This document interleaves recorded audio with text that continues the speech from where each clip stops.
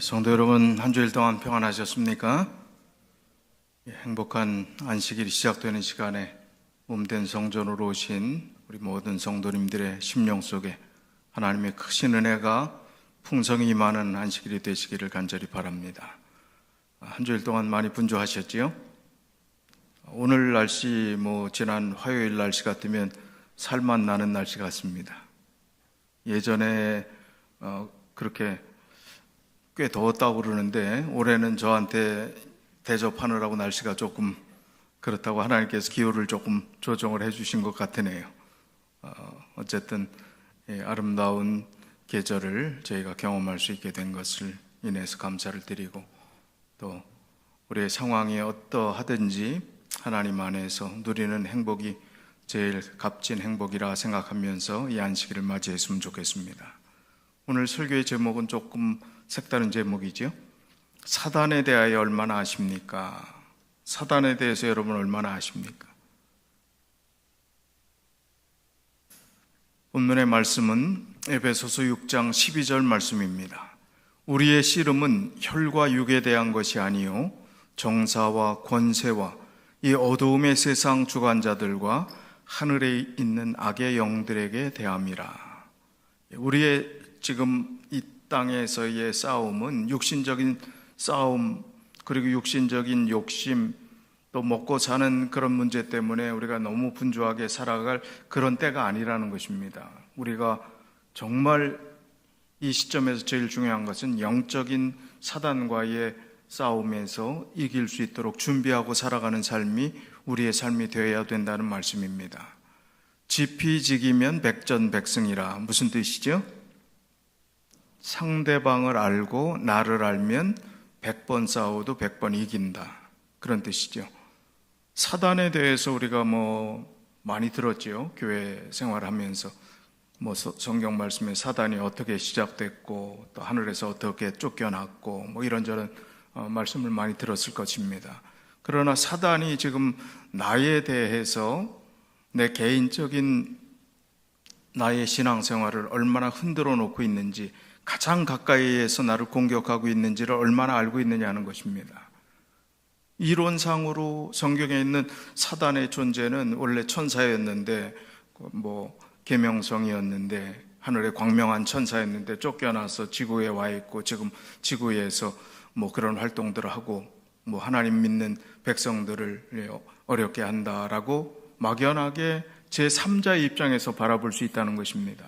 그러나 중요한 것은 제3자의 입장이 아니라 바로 지금 내가, 이 사단이 나를 어떻게 트리트하고 있는지, 그리고 사단이 나의 신앙생활을 얼마나 어렵게 방해하고 있는지를 깨닫고 사단에 대해서 분명히 알면 이길 수 있다는 것입니다. 사단과 내가 대결을 한다면 이길 수 있는 분 한번 손들어 보세요.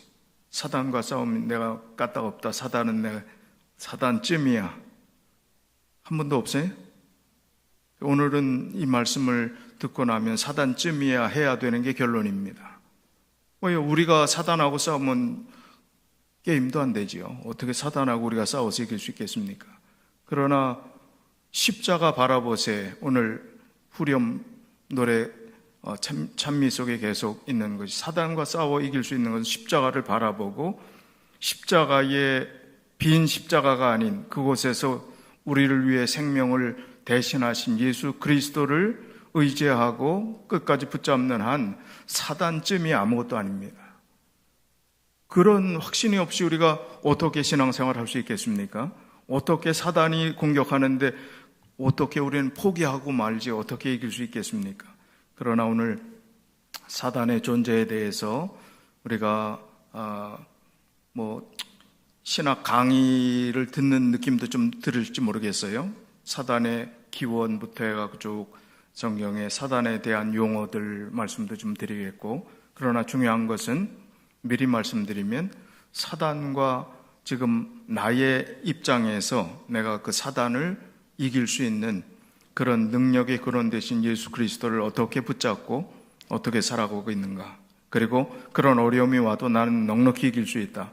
왜냐하면 예수 그리스도 때문에, 예수 그리스도의 십자가의 은혜로 말미암아 넉넉히 이길 수 이길 수 있다는 확신이 오늘 우리 마음속에 풍성히 그리고 완전하게 자리 잡는 시간이 되었으면 좋겠습니다. 사단의 이름이 성경에 한 40여 회 나옵니다. 사단이라고 하는 단어가 53회에 나타납니다. 히브리어로는 사타나, 헬라어는 사타나스. 이 뜻은 대적하는 자, 거스리는 자, 하나님을 대적하는 자, 하나님을 거스리는 자가 이 사단의 그 단어 속에 담겨 있는 뜻입니다.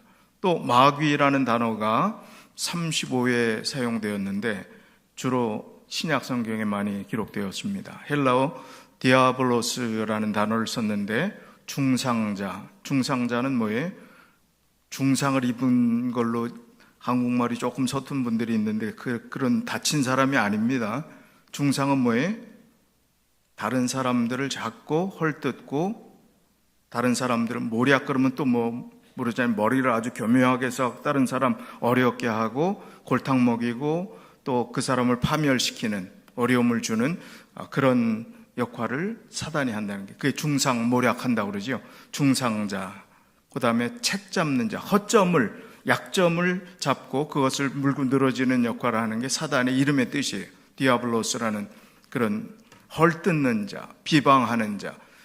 오늘 사단의 이 단어 용어 속에서 나의 삶 가운데 사단이 기뻐하는 사단적인 성향이 있는가, 그걸 우리가 생각해 봐야 합니다. 그리고 사단과 내가 닮은 것이 있다면 빨리 버려야 되지 않겠습니까? 그리고 사단이 좋아하는 그런 성향들이 나 안에, 우리 자신 안에 있다면 완전히 반대로 이것은 하나님이 싫어하는 것이구나, 그리고 하나님이 좋아하는 것이라면 여기에 반대되는 길을 가야 되겠구나, 그런 마음의 결심이 있어야 하겠습니다. 그 다음에 요한계시록 12장 9절에 보면 사단에 대해서 이름을 몇 가지를 다 별명을 나열했습니다. 뱀, 옛 뱀, 큰 용, 이렇게 이야기를 합니다. 그래서 요즘은 그렇게 별로 신경을 안 쓰는 것 같은데, 옛날에는 우리 크리스찬들은 한복을 입을 때 남자들이 이렇게 한복 무늬 같은 거 딱 입을 때 여기 주로 어떤 모양이 있어요? 제일 거창한 모양이 무슨 모양이에요? 용. 아무 생각 없이 크리스찬 사장님도 사장실에 가면 이렇게 명패에 사장 아무개 이름이 있고 거기 옆에 테두리에 뭐가 있어요? 용이 있는데 아무 생각 없는 사람은 그냥 그걸 해놔요. 근데 옛날 우리 믿음의 삶을 살았던 분들은 악은 모양이라도 버리라 하는 이 성경 말씀에 의지해서 그런 용 모양, 옷에서 용 모양이 있다든지 이런 것을 거부합니다.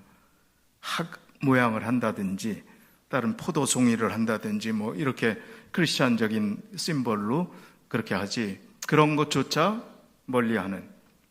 왜냐하면 여기 분명히 큰 용, 옛 뱀, 마귀라고도 하고 사단이라고도 하는 그런 신원이 여기 딱 성경에 분명히 했기 때문에 우리의 삶 가운데 작은 심볼 하나도 영향을 미칠 수 있음을 우리가 생각해야 합니다. 그리고 아무렇지도 않게 그렇게 생각하고 그런 걸 보면 좀 곤란하겠다 생각이 들어요.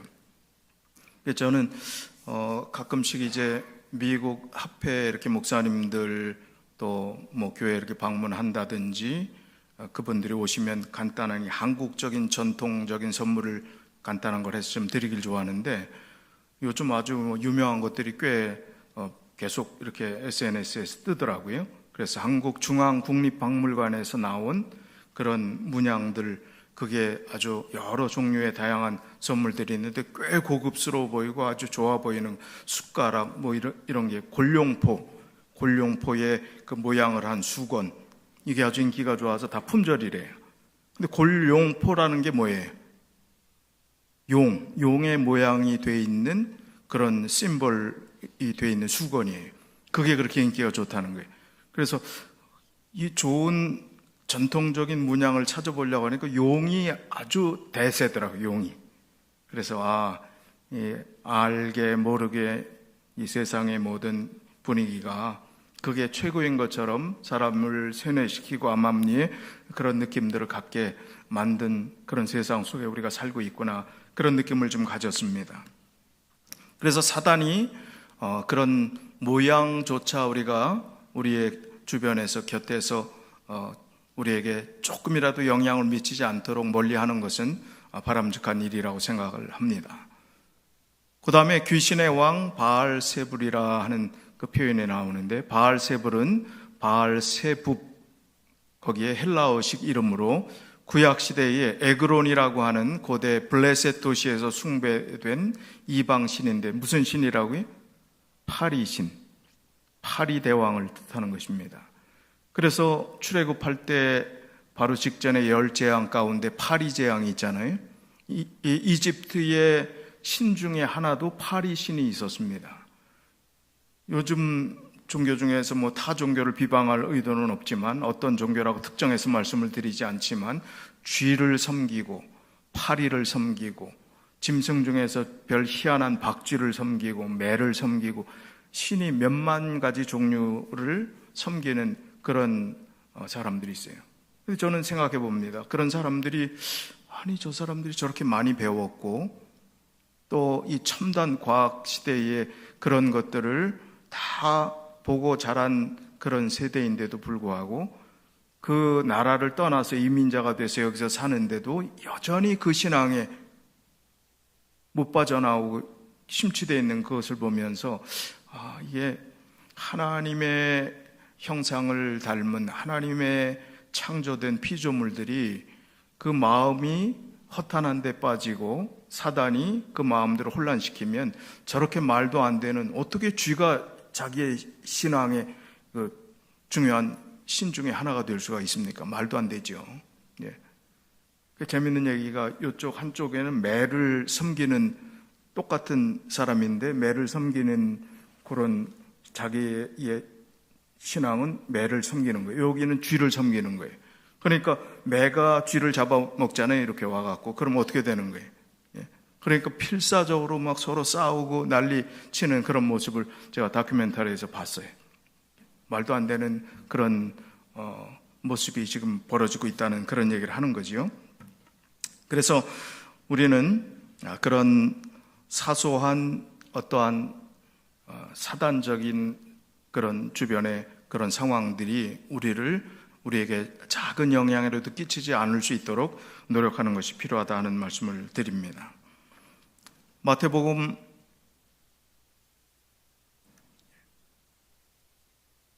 아까 바로 전에 성경 구절은 마태복음 12장 24절에 바리새인들은 듣고 가로되 이가 귀신의 왕 바알세불을 힘입지 않고는 귀신을 쫓아내지 못하느니라 하거늘. 자, 바리새인이 귀신의 왕 바알세불을 힘입지 않고는, 이 표현이 어떤 느낌이 드십니까? 바리새인이 철저하게 하나님을 믿는다 하는데 바알세불의 신이 강력하다는 느낌이 있어요, 없어요? 여기 파리 신을 바리새인도 인정하듯이 그 영향력이 세다 하는 것을 표현하듯이 이런 이야기를 하고 있다는 겁니다. 귀신의 왕 바알세불의 힘을 힘입어서 그런 초능력적인 일들을 하고 기적을 베풀고 할 수 있다. 그럼 거기에 마음이 가 있는 거 아니에요? 바리새인이라 할지라도. 그러니까 하나님을 믿는 신앙이 아주 확고부동하고 철저하고 율법주의적인 이 바리새인도 그 영향력을 인정하듯이, 말도 안 되는 파리대왕을 인정하듯이 하는 그런 표현을 하고 있다는 것을 보면 악의 영향력, 우상 숭배의 영향력이 얼마나 열심히 믿는다고 하는 사람 주변에서도 역할을 하는가 하는 것을 보여줄 수 있는 것입니다. 그 다음에 사단의 용어 가운데 하나는 공중의 권세 잡은 자라 그렇게 이야기를 합니다. 에베소서 2장 2절에 제한된 지구의 대기권에 자리 잡고 활동하는 자, 그런 신학자들이 표현하기를 그런 식으로 합니다. 사단이 대기권 밖에서는 영향을 못 끼친다, 대기권 안에서만 제한된 영역 속에서 활동한다, 그런 이야기를 하려고 하는 것은 아닙니다. 그것은 우리가 정확히 이렇다 판단할 수가 없지만 사단의 관심사가 어디 있느냐 하는 것입니다. 사단의 최고의 관심사는 지구에 있는 지구의 백성들, 지구에 머물고 있는 사람들에게 관심이 있는 거예요. 하나님을 어떻게든 못 믿게, 그리고 하나님을 왜곡하게 그렇게 만들고 다양한 전략 전술을 펴고 있습니다. 과거에는 박해라는 전술을 폈지만 지금은 박해가 통하지 않는 시대가 됐습니다. 지금은 세속과 안일과 편안함을 주어서 오히려 하나님을 떠나게 만드는 것입니다. 그게 더 박해하던 전략보다 훨씬 더 잘 먹혀 들어감을 알고 있습니다. 사단이 그런 계획들을 지금 실천에 옮기고 있다는 것입니다. 이 외에도 이 세상의 임금이라고 표현된 것, 이 시대의 신, 또 악한 자, 파괴자, 참소자, 꾀는 자, 그런 이름을 사단이 가지고 있다는 것입니다.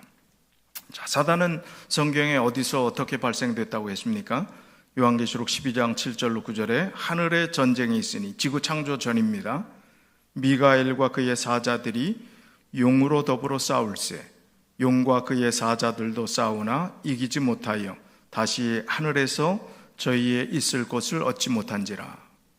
리체린 교회에서는 미가엘을 예수 그리스도의 또 다른 군대 장관의 대명사처럼 여겨지고 있는 용어가 미가엘, 그렇게 이야기를 하고 우리가 그 해석을 받아들이고 있죠. 하나님을 대적해서 이제 천사의 무리들이 루스벨을 위시해서 전쟁을 일으켰습니다. 그러나 결국은 하늘에서 저희의 있을 곳을 얻지 못하고 큰 용이 내어 쫓기니 옛 뱀, 곧 마귀라고도 하고 사단이라고도 하는 온 천하를 꾀는 자라. 땅으로 내어 쫓기니 그의 사자들도 저와 함께 내어 쫓기니라. 그래서 에베소서 2장 2절에 대기권 어느 한도 내에서 공중의 권세 잡은 자로서 활동한다는 그런 말씀이 여기에 있는 말씀과 연관점을 가지고 있는 것 같습니다. 이사야 14장 12절로 15절에는 원래 사단의 이 루스벨의 존재가 어떤 존재였음을 이렇게 표현하고 있습니다. 너 아침의 아들 계명성이요 어찌 그리 하늘에서 떨어졌으며 너 열국을 엎은 자여 어찌 그리 땅에 지켰는고 내가 내 마음에 이르기를 내가 하늘에 올라 하늘의 뭇별 위에 나의 보좌를 높이리라. 내가 북극 지폐의 산 위에 좌정하리라. 가장 높은 구름에 올라 지극히 높은 자와 비기리라 하도다. 그러나 이제 내가 음부 곧 구덩이의 맨 밑에 빠치우리로다. 빛나는 아름다운 별처럼 루시퍼라고 하는 이름을 가진, 우리 한글 한자식 한글 성경에 표현한 루스벨이라고 그렇게 표현한 그 루시퍼는 원래 아름다운 그만큼 능력 있고 사람들이 따르는 그런 존재였습니다. 그러나 그의 타락의 가장 큰 원인은 하나님과 비기리라, 하나님과 같이 되리라, 높고자 하는 교만한 마음이 그의 타락의 비결이었습니다. 원인이었습니다. 왜 하나님이 만드신 그 존재를 그렇게 타락하게 이 세상의 악이 점점 사단으로 인해서 어려워질 것을 아셨으면 그걸 놔두셨을까? 사람을 만드셨을 때나 천사를 만드셨을 때 자유의지를 주고 선택할 수 있도록 만드셨습니다. 로봇으로 만들지 않으셨다는 것입니다. 그래서 그 선택을 끝까지 인내하시며 결국은 자의적인 순종으로, 자발적인 마음으로 하나님을 섬기는 마지막 구원받을 백성의 마지막 결론을 하나님께서 더 귀하게 여기시고 그런 것들을 허락하신 것입니다. 똑같은 맥락에서 아담과 하와가 선악과를 따먹은 것을 허용하신 것과 마찬가지의 개념입니다. 에스겔 28장 13절로 15절에도 내가 옛적에 하나님의 동산 에덴에 있어서 각종 보석 곧 홍보석과 황보석과 금광석과 황옥과 홍마노와 창옥과 청보석과 남보석과 홍옥과 황금으로 단장하였으며 얼마나 찬란하고 아름다운 존재였는가. 내가 지음을 받던 날에 너를 위하여 소고와 비파가 예비되었었도다. 너는 기름 부음을 받은 덮는 그룹이며 내가 너를 세우매 내가 하나님의 성산에 있어서 화광석 사이에 왕래하였소다. 그의 역할, 그의 능력이 얼마나 존귀한 존재였는가. 하나님 다음에 그런 놀라운 찬란한 그런 직위를 가졌던 존재였음을 보여주고 있습니다. 내가 지음을 받던 날로부터 내 모든 길에 완전하더니 마침내 불의가 드러나도다. 그 자유의지를 교만한 마음으로 하나님과 비기려고 하는 마음의 본심이 이제 드러나게 된 것입니다. 사단은 이제 이런 활동들을 합니다. 첫 번째는 사람의 마음속에 예수 그리스도의 복음의 씨앗을 빼앗는 일을 합니다. 마가복음 4장 15절에 말씀이 길가에 뿌리었다는 것은 이들이니 곧 말씀을 들을 때에 사단이 즉시 와서 저희에게 뿌리운 말씀을 빼앗는 것이요. 똑같은 말씀을 들었는데 어떤 분은 마음속에 각성하고 이렇게 살면 안 되겠다 하고 돌이키는데 어떤 사람은 관심이 없어요. 무슨 얘기 했는지 기억조차 나지 않습니다. 그런 것은 우리의 그 말씀이 뿌리 내리기 전에 사단이 그냥 그대로 가로채 갔다는 거예요. 새가 그냥 주워 먹듯이 그 씨앗을, 그런 말씀을 비유 가운데서 하고 있죠. 그 다음에 마태복음 13장 24절 25절에 보면 사람들의 마음에 첫 번째는 복음의 씨앗을 뿌리 내리지 못하게 하고 두 번째는 가라지를 뿌리는, 방해하는 것입니다. 마태복음 13장 24절 25절에 보니까 예수께서 그들 앞에 또 비유를 베풀어 가라사대 천국은 좋은 씨를 제 밭에 뿌린 사람과 같으니 사람들이 잘 때에 그 원수가 와서 곡식 가운데 가라지를 덧뿌리고 갔더니, 사람들이 잘 때에 방심하고 있을 때 원수가, 사단이 그랬다는 거예요. 사단이 그 곡식 가운데서 가라지를 덧뿌리고 갔다. 가라지는 근데 처음에 자라나는 과정 중에는 구별이 된다고요?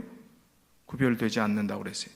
그래서 가라지를 함부로 뽑다가 알곡까지 뽑힐 수 있으니까 어떻게 하라고요? 놔둬라. 언제까지요? 추수 때가 되면 가라지는 빳빳이 고개를 세우고, 알곡은 고개를 숙이고 구별이 확연하게 될 그때까지 놔둬라는 것입니다. 사단이 하는 일이라고 했습니다. 가라지를 뿌리는 것입니다. 세 번째는 질병과 불행을 일으키는 일을 한다고 했습니다. 누가복음 13장 16절에 보면 그러면 18년 동안 사단에게 매임바 된 이 아브라함의 딸을 안식일에 이 매임에서 푸는 것이 합당치 아니하냐. 성경에 많은 환자들을 치료했던 예수님의 기적의 역사들이 있는데 그 18년 동안 사단에게 매임바 된, 사단에 의해서 그런 괴로움을 당한 그런 표들이 있어요. 성경에 그런 비슷한 표현들이 여러 군데 나옵니다. 이 모든 것은 하나님이 질병과 불행을 일으키시는 분인가 노라는 거예요.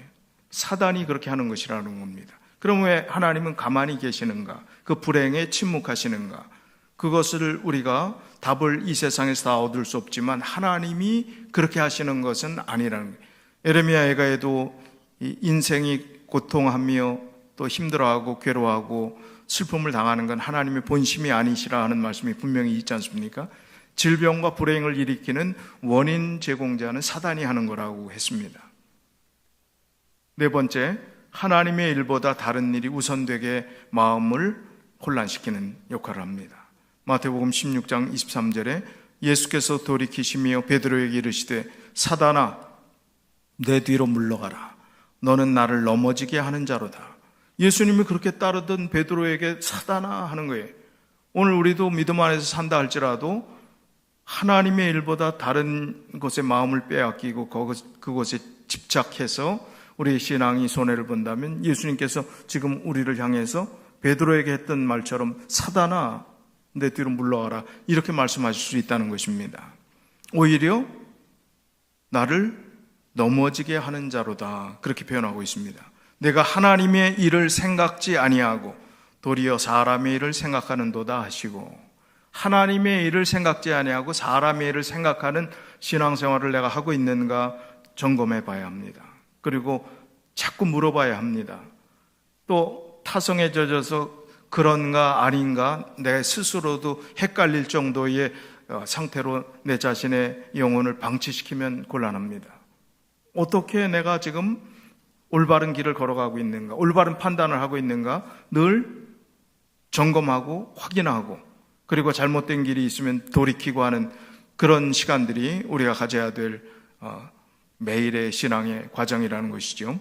다섯 번째, 어떠한 방법으로라도 예수님을 믿지 못하게 방해한다고 했습니다. 사도행전 13장 8절로 10절에 보면 이 박수 엘루마는, 이 이름을 번역하면 박수라, 저희를 대적하여 총독으로 믿지 못하게 힘쓰니 바울이라고 하는 사울이 성령이 충만하여 그를 주목하고 가로되 모든 괴계와 악행이 가득한 자요, 마귀의 자식이요, 모든 의의 원수요, 주의 바른 길을 굽게 하기를 그치지 아니하겠느냐. 사단이 하는 일들이 그렇다는 거예요. 지금 뭐라고 이야기를 합니까? 모든 괴계와 계획을 해서 나쁜 계획을 해가고 사람을 무너뜨리려고 하는 것입니다. 악한 행동이 가득한 자, 마귀의 자식, 모든 의로운 바른 일에 대한 원수, 반대되는 일, 주의 바른 길을 굽게 만드는 그런 일을 그치지 아니하겠느냐라고 말하고 있는 것입니다. 어떤 방법으로도 하나님이 원하시는 믿음의 길에서 떠나게 하려고 하는 것이 사단이 하는 일이라는 것입니다. 사단이 오늘 하루 동안 나의 삶 가운데서 어떻게 역할을 해왔는지를 한번 쭉 생각해 보시면 좋겠어요. 내 마음의 말과 행동과 생각이 사단이 나에게 영향을 줬는데 나는 그 영향력에 무너졌다. 아니면 아무 생각 없이 살았다. 아니면 그런 시험이 있지만 그런 생각이 잠깐 들었어도 내가 지지 않았다. 그런 것을 날마다 점검해야 된다는 것입니다. 사단을 간단하게 생각하면 곤란하다는 것입니다. 매일 선과 악의 싸움이 우리의 마음속에 있음을 한시라도 잊지 않아야 된다는 것입니다. 6번째, 세속에 빠지게 하여 그리스도인들을 넘어뜨리려고 한다. 요한일서 2장 15절에 이 세상이나 세상에 있는 것들을 사랑치 말라. 누구든지 세상을 사랑하면 아버지의 사랑이 그 속에 있지 아니하니. 이 세상이나 세상에 있는 것들을 사랑하게 된다면 하나님의 사랑을 이 세상을 사랑하면서 두 가지를 같이 공유할 수가 없음을 말씀하고 있는 것입니다. 7번째, 형제들을 참소한다. 요한계시록 12장 10절에 내가 또 들으니 하늘에 큰 음성이 있어 가로되 이제 우리 하나님의 구원과 능력과 나라와 또 그의 그리스도의 권세가 이루었으니 우리 형제들을 참소하던 자, 곧 우리 하나님 앞에서 밤낮 참소하던 자가 쫓겨나고, 밤낮 불평하고 그 형제에 대해서 비난하고 욕하고 미워하고 했던 그런 자가 결국은 쫓겨나게 된다. 사단이 쫓겨나게 된다. 오늘 우리의 마음속에 그런 마음의 사단적인 성향들이 조금이라도 있으면 그것은 하나님이 기뻐하시는 그러한 삶이 아님을 여기서 다시 한번 또 교훈을 얻게 됩니다. 8번째, 그리스도인들을 믿음에서 떠나가게 하려고 계속해서 시험한다는 것입니다. 누가복음 22장 31절에 시몬아 시몬아, 베드로에게 말하는 거죠. 보라, 사단이 밀 까부르듯 하려고 너희를 청구하였으나. 타작마당에 옛날에 키를 들고 이렇게 해서 알곡들을 남게 하고 쭉정이는 날아가게 하는 그런 형상을 우리가 상상할 수 있죠. 사단이 밀 까부르듯 하려고 계속. 그러면 잘못하면 알곡도 떨어지는 거예요. 이게 잘못 키즈를 하면. 위태 한가운데 사단은 늘 우리를 공격하고 있다는 사실을 잊지 말아야 된다는 것입니다. 그렇다면 우리는 사단을 대적할 수 있는 방법이 있는가? 우리가 사단과 싸움은 백발백중 질 수밖에 없지요. 그러나 사단을 대적하는 방법이 분명히 성경에 있고 넉넉히 이길 수 있음을 말씀하고 있습니다. 첫 번째, 근신하라, 깨어라. 베드로전서 5장 8절로 10절에 근신하라, 깨어라. 너희 대적 마귀가 우는 사자같이 두루다니며 삼킬 자를 찾나니 너희는 마음을 굳게 하여 저를 대적하라.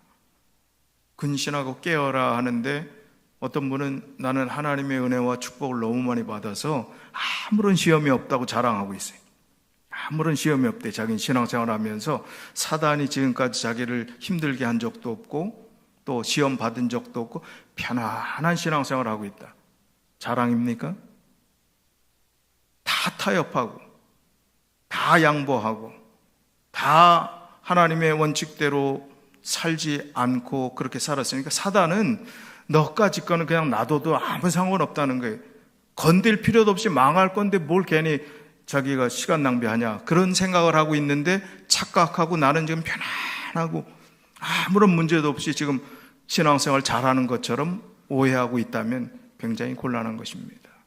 나의 평안이 원칙대로 살고 말씀대로 살면서 오는 평안인지, 아무것도 영적인 일에 관심도 없이 그저 몸만 와 있는 그런 상태 가운데서 사단은 나를 거들떠보지도 않는 그런 평안인지를 우리가 점검해 봐야 합니다.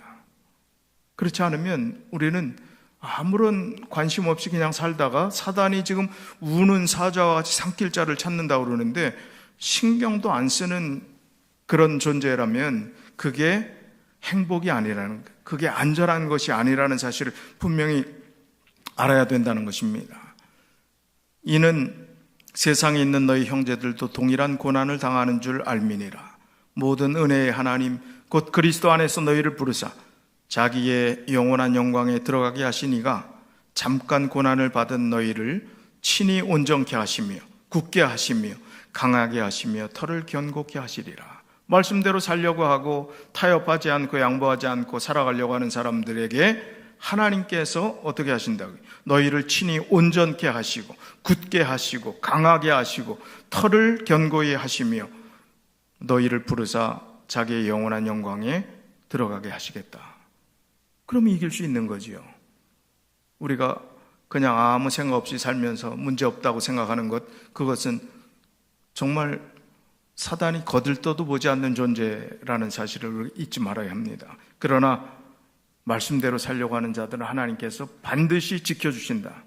반드시 이길 수 있다. 사단과 싸워 이기는 승리를 주신다는 겁니다. 피해가는 승리에 도취된 착각이 아니라 돌파한, 전진하는 그 시험을 이긴 승리를 주실 때 사단이 꼼짝 못하고, 우리가 사단을 이기는 것은 예수 그리스도를 통해서 나에게 힘을 주시고 능력 주시고 함께 하신 그분으로 인해서 이긴다는 사실을 경험하게 될 때 우리는 또 다른 더 큰 어려움이 있어도 이길 수가 있는 것입니다. 그러나 작은 시험 하나 왔는데 그걸 피해가고 다 합리화시키고 다 내 편한 대로 하다가 어떻게 큰 시험을 이길 수 있겠습니까? 그래서 우리가 이런 시간에 좋은 말씀, 듣기 좋은 말씀 하면 얼마나 좋겠어요. 그러나 중요한 것은 우리가 자다가 깰 때가 됐다, 세월이 악하다, 때가 다 됐다, 성경이 계속해서 이런 말씀 주시는 의미를 이런 시간에 각성하면서 우리의 것으로 받아들여야 합니다. 쉬운 성경, 똑같은 성경절 10절에 힘든 고난은 잠시 동안입니다. 이후에 하나님께서는 모든 것을 바르게 세우실 것입니다. 여러분의 뒤에서 받쳐주시고 든든하게 세워주셔서 결코 넘어지지 않게 하실 것입니다. 은혜를 주시는 하나님께서 그리스도 안에서 함께 영광을 누릴 수 있도록 여러분을 친히 부르셨으니 그 영광이 영원토록 함께하기를 기도드립니다. 자, 이 말씀이 얼마나 용기가 됩니까? 우리의 뒤에서 받쳐주시고 든든하게 세워주셔서 결코 넘어지지 않게 하겠다. 타협하지 않는 자, 하나님의 말씀대로 나는 꿋꿋이 그 길을 걸어가겠다고 하는 하나님의 백성들을 하나님이 책임져 주시겠다는 분명한 약속입니다. 인간적으로 다 계산을 해보고 될 것 같으면 이거는 내가 하나님 뜻인 걸로 받아들이고 하고, 내 머리로 계산해봐서 안 될 것 같으면 이건 하나님 뜻이 아닌 것으로 스스로 판단하는 것이 아니라 말씀에 비춰봤을 때 하나님이 영광 받는 것, 그리고 하나님의 말씀대로 살아가는 그 길에 나의 선택은 성경에 대입해 보면 자명하지요. 너무나 분명한 것 아니겠습니까? 그 길을 걸어갈 때 하나님이 책임져 주신다고요. 책임져 주심을 한 번도 경험 못하는 사람은 한 번도 돌파하지 않았기 때문에 그럴 수 있다는 것입니다. 그래서 우리가 우리의 믿음을 다시 한번 돌아봐야 합니다. 사단이 우리를 어떻게 넘어뜨리려고 하는지 다시 한번 깊이 생각해야 된다는 것입니다. 두 번째, 이길 수 있는 방법은 하나님께 순복하라, 순종하고 복종하라는 것입니다. 야고보서 4장 7절로 10절에 그런즉 너희는 하나님께 순종하고 복종할지어다. 마귀를 대적하라. 그리하면 너희를 피하리라. 하나님을 가까이 하라. 그리하면 너희를 가까이 하시리라. 죄인들아 손을 깨끗이 하라. 두 마음을 품은 자들아 마음을 성결케 하라. 슬퍼하며 애통하며 울지어다. 너희 웃음을 애통으로 너희의 즐거움을 근심으로 바꿀지어다. 주 앞에서 낮추라. 그리하면 주께서 너희를 높이시리라. 이 죄악된 세상 속에서 내가 하나님 뜻대로 살지 못하고 세상에 휩쓸려가는 그 마음 자세를 내가 느끼지도 못하고 슬퍼할 줄도 모르고 애통할 줄도 모르고 그냥 무감각하게 살아가는 그런 삶이면 곤란하다는 말씀을 하고 있는 것입니다. 깨달으라는 거예요. 순종하고 복종하고 하나님 말씀대로 살아갈 때 내가 엄청난 고통이 있을 때, 그러나 그 고통을 이기게 하시는 주님과 함께 울고 주님과 더불어 같이 그 아픔을 나눌 때 주님께서 책임져 주신다는 그 약속입니다. 그렇게 될 때 우리가 진정한 낮춤의 의미가 무엇인지, 겸손의 의미가 무엇인지, 영적인 내 자신이 변하는 그런 은혜를 하나님께서 베풀어 주시고 결국에 우리를 주님께서 높여주시겠다는 약속입니다. 그러므로 여러분 자신을 하나님께 드리십시오. 마귀를 대적하십시오. 그러면 마귀는 도망칠 것입니다. 뭐라고요? 하나님께 우리의 마음을 드리면 마귀는 도망간다고요. 하나님께 가까이 나아오십시오. 그러면 하나님께서도 여러분을 가까이 하실 것입니다. 여러분은 죄인입니다. 그러므로 여러분의 삶 가운데 죄를 깨끗이 씻으십시오. 여러분은 하나님과 세상을 동시에 좇으려고 하고 있습니다. 정결한 마음을 품기 바랍니다. 슬퍼하십시오. 울부짖으십시오. 웃음을 울음으로, 기쁨을 슬픔으로 바꾸십시오. 주님 앞에서 스스로 낮추면 주님께서 여러분을 높이실 것입니다. 하나님께로서 난 자가 되라. 요한일서 5장 18절에 하나님께로서 난 자마다 범죄치 아니하는 줄을 우리가 아노라. 하나님께로서 나신 자가 저를 지키심에 악한 자가 저를 만지지도 못하느니라. 또 아는 것은 우리는 하나님께 속하고 온 세상은 악한 자 안에 처한 것이며, 또 아는 것은 하나님의 아들이 이르러 우리에게 지각을 주사 우리로 참된 자를 알게 하신 것과 또한 우리가 참된 자 곧 그의 아들 예수 그리스도 안에 있는 것이니 그는 참 하나님이요 영생이시라. 참 하나님 그 아들 예수 그리스도 안에 있을 때 우리는 사단이 어떤 공격을 해도 우리를 만지지도 못하게 하시겠다고 이길 수 있는 비결을 여기서 분명하게 주셨습니다. 자, 사단의 7가지 덫이 있습니다. 첫 번째는 누가 다른 사람을 자꾸 바라보는 그런 신앙은 아주 위험한 신앙인데, 누구나 하는 것인데 내가 했다고 죄가 될까? 아유, 저 사람도 저렇게 하고 다 상황이 그런데 어쩔 수 없는 거 아니냐? 타협하는 거예요. 두 번째, 아직 시간이 있으니까 나중에 열심히 하면 되지. 그렇게 생각하는 분이 많더라고요. 근데 제가 말씀드렸죠. 제가 중환자실에서 임종 직전에 있는 분들이 준비하고 죽는 거는 드라마에 나오는 얘기예요. 유언 다 하고 할 거 다 한 다음에 꼴까닥 하잖아요. 실제는 안 그러다는 얘기예요. 준비도 못해요. 의식도 없어요. 자기 생각도 못하고 죽는데 무슨 다 준비하고 때가 되면 마지막 회개하고 십자가의 강도가 제일 부럽다는 사람이 있어요. 예? 막판에 할 거 다 하고 놀 거 다 놀다가 십자가상에서 그냥 딱 회개했으니까 천만에요. 준비할 시간이 없더라고요. 그럴 때가 오지 않는다는 것입니다. 나중에 열심히 하면 되지. 안정되면 교회 나가겠다는 사람 제가 목회하면서 수없이 많이 들었어요. 조금 자리 잡으면 나가겠습니다. 안정되면 나가겠습니다. 좀 그래도 어느 정도 교회 나가서 봉사할 수 있는 여건이 돼야죠. 수없이 많이 들었어요. 그 여건이 올까요? 안 옵니다. 자기가 결단하지 않으면 안 옵니다. 사단이 주는 덫이라는 거예요. 그 다음에 세 번째는 아주 미미한 것은 양심의 큰 가책을 못 느끼게 만든다는 것입니다. 네 번째, 이번이 딱 한 번이니까 괜찮겠지. 한 번이 2번 되고, 2번이 3번, 10번 되고, 완전히 화인 맞은 양심으로 가는 것입니다. 그 다음에 그동안 너무 힘들게 살았으니까 이 정도는 보상 측면에서 괜찮겠지. 스스로 합리화시키는 것입니다.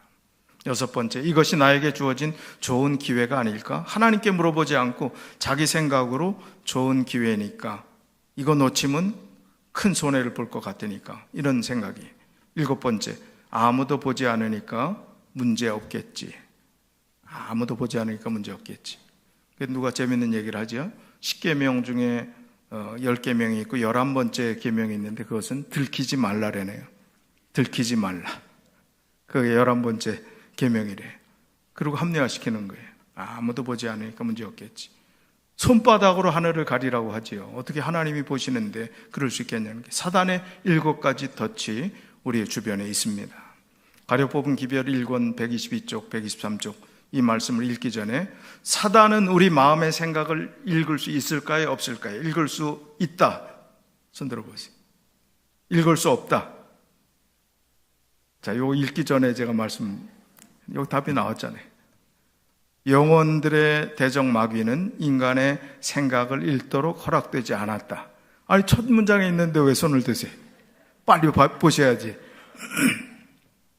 그러나 그는 예리한 관찰자이며 들리는 말들을 주의하여 생각하며 행동들을 주의 깊이 보며 그의 권세에 자신들을 맡기는 자들의 경우에 알맞은 시험거리들을 능숙하게 응용한다.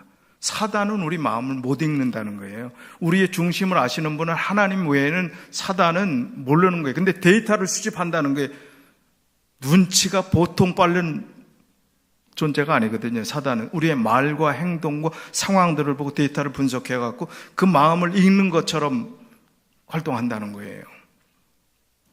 자, 여기 보세요.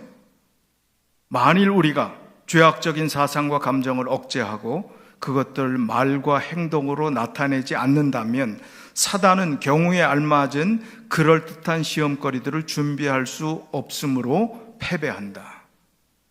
그러니까 말과 행동이 얼마나 중요한 줄 아세요? 여기 신학자 중에 한 분이, 이분은 1948년생인데 지금 살아있는 분이 시카고에 있는 그 대학에서도 대학 교수를 하셨고 미국의 신약 성경학자인 웨인 그루덴 박사가 이런 이야기를 했습니다. 귀신은 단지 내가 아침 식사하는 것을 보았기 때문에 내가 아침에 무엇을 먹었는지 알 수 있다. 그는 나의 통화를 들었기 때문에 사적 통화에서 내가 말한 것을 알 수 있다. 마음을 안다는 얘기는 모른다는 얘기. 마음 모른다는 게 다 봤다는 게, 데이터를 가지고 그럴듯하게 공격한다는 게. 종교개혁자 마르틴 루터도 비슷한 말씀을 했습니다. 마귀는 의인에 대해서는 그가 생각을 털어놓기 전까지는 그의 생각을 알지 못한다. 그리스도의 생각을 알지 못하며 그리스도께서 내주하시는 내 마음속에 계시는 신자의 생각을 알지 못한다. 분명하지요? 구글 찾아보시면 마귀가 우리의 생각을 안다, 모른다, 교단별로 다양합니다. 안다, 모른다. 그러나 아까 가려뽑은 기별에 있는 말씀, 우리 재림교회의 그 기본 이 골자는 마귀는 우리의 생각을 읽지 못하는 거예요. 하나님만 아신다는 거예요. 그 생각을 넣어줄 수 있다. 가룟 유다의 마음 속에 사단이 들어갔다는 그런 표현, 관용적인 표현들이 몇 개 있지만 그것은 그 마음을 알고 사단이 좌우할 수 있는 그런 내용은 아닙니다. 윌리엄 애슐리 썬데이라는 분이 있는데 이분은 시카고의 아주 유명한 부흥사였습니다. 1880년대 시카고 프로야구 와이삭스의 전신인 세인트 팀의 외야수였어요. 아주 유명한 야구 선수였습니다. 프로 선수였습니다. 그의 도루 기록은 아직도 회자되고 있을 정도로 그 도루 기록이 깨지긴 깨졌지만 엄청난 도루 기록을 가지고 있는 사람이었어요.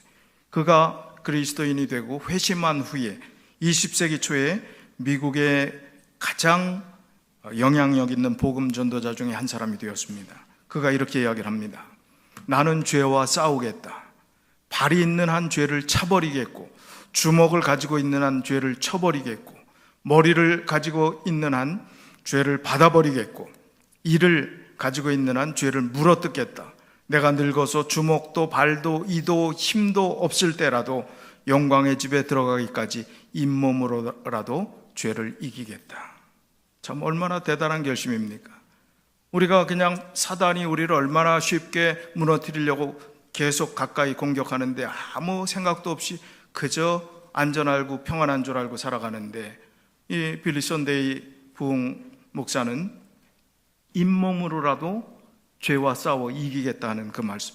물론 이 안에는 예수 그리스도를 통하여라는 그 개념을 분명히 가지고 이런 말씀을 한 거예요. 자기 혼자 힘으로 그렇게 하겠다는 건 아닙니다.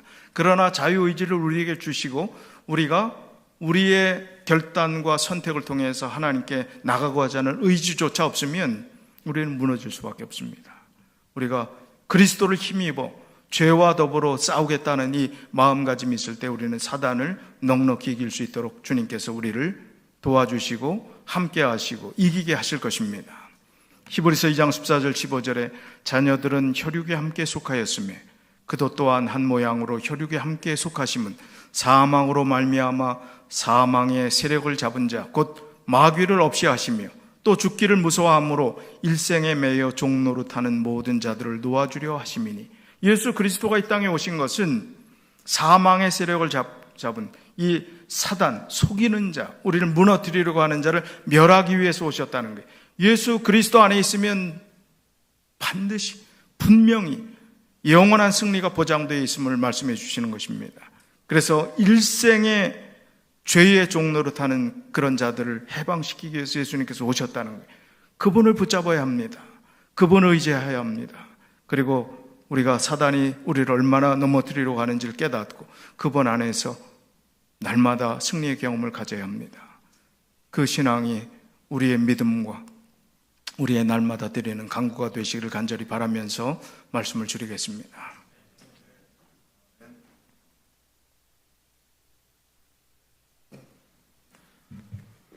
다 함께 일어나셔서 마치는 찬미 364장 부르시겠습니다.